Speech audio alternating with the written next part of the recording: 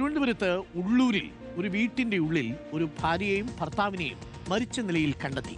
അതിൽ ദുരൂഹതയുണ്ട് എന്നാണ് ഇപ്പോൾ സംശയിക്കുന്നത്. ഉള്ളൂർ സ്വദേശി രഘുനാഥൻ നായർ, ഭാര്യ പുഷ്പ എന്നിവരാണ് മരിച്ചത്. മൃതദേഹത്തിന് ദിവസങ്ങളുടെ പഴക്കമുണ്ടെന്നാണ് പോലീസിന്റെ നിഗമനം.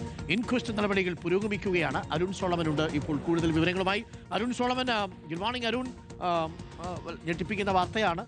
എന്താണ് സംഭവിച്ചത്? ആത്മഹത്യയാണെന്നാണോ, അതിൽ മറ്റെന്തെങ്കിലും കൊലപാതകത്തിലേക്ക് നയിച്ചേക്കാവുന്ന സൂചനകൾ എന്തെങ്കിലും പോലീസിന് കിട്ടിയിട്ടുണ്ടോ? ദുരൂഹതയുണ്ടോ ഈ മരണത്തിൽ അരുൺ?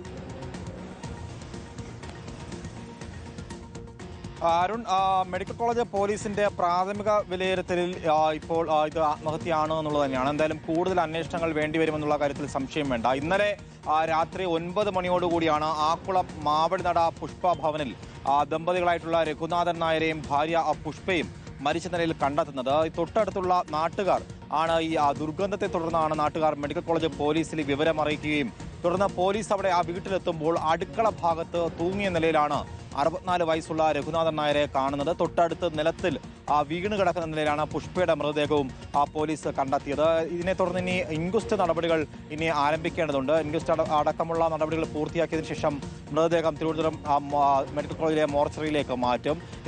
ഇത് എന്താണ് സംഭവിച്ചതെന്ന് ഇതുവരെയും വിലയിരുത്താൻ കഴിഞ്ഞിട്ടില്ല. കാരണം കഴിഞ്ഞ ഏറെ നാളുകളായിട്ട് ഈ രഘുനാഥ നായരും ഭാര്യ പുഷ്പയും ഈ തൊട്ടടുത്തുള്ള അയൽവാസികളോട് പോലും സംസാരിക്കാതെ വളരെ ഒറ്റപ്പെട്ട് കഴിഞ്ഞിരുന്ന ദമ്പതികളാണ് എന്നുള്ളതാണ് പോലീസ് മനസ്സിലാക്കിയിട്ടുള്ളത്. എന്തായാലും ഇതുമായി ബന്ധപ്പെട്ട് ഈ മൃതദേഹത്തിന് 3 ദിവസത്തെ പഴക്കമുണ്ട് എന്നുള്ളതാണ് പോലീസ് ഇപ്പോൾ മനസ്സിലാക്കിയിരിക്കുന്നത്. എന്തായാലും ഇൻക്വസ്റ്റ് അടക്കമുള്ള നടപടികൾ പൂർത്തിയാക്കുമ്പോൾ തന്നെ ഏകദേശം ഇതിനൊരു ചിത്രം തെളിയും. മറ്റൊന്ന് ഈ മെഡിക്കൽ കോളേജിലെ പോസ്റ്റ്മോർട്ടമാണ്. പോസ്റ്റ്മോർട്ടം കഴിയുമ്പോഴായിരിക്കും എന്താണ് സംഭവിച്ചതെന്ന് വ്യക്തത വരികയുള്ളൂ പൂർണ്ണമായിട്ടും.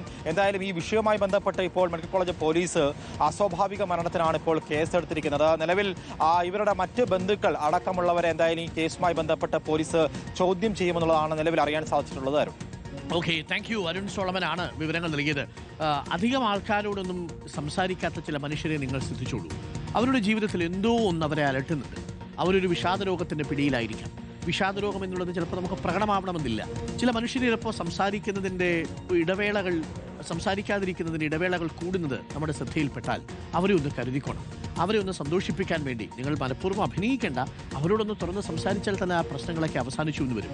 ചില മനുഷ്യർ അങ്ങനെയാണ്. ആരും സംസാരിക്കാനില്ലല്ലോ എന്ന സങ്കടത്തിൽ ഒറ്റയ്ക്ക് വിഷാദത്തിൻ്റെ കടലിലേക്ക് അങ്ങ് സ്വയം ആഴ്ന്നു പോകും. അങ്ങനെയുള്ള മനുഷ്യരെ ചേർത്ത് പിടിക്കണം. ഇവിടെ എന്താണ് സംഭവിച്ചതെന്ന് നമുക്കറിയില്ല.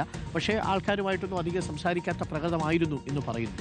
അങ്ങനെയുള്ള മനുഷ്യർക്ക് എന്തെങ്കിലും ഒരു ചെറിയ സങ്കടം വന്നാൽ മതി, ഉറങ്ങാ കടലിൽ വീണു പോകും.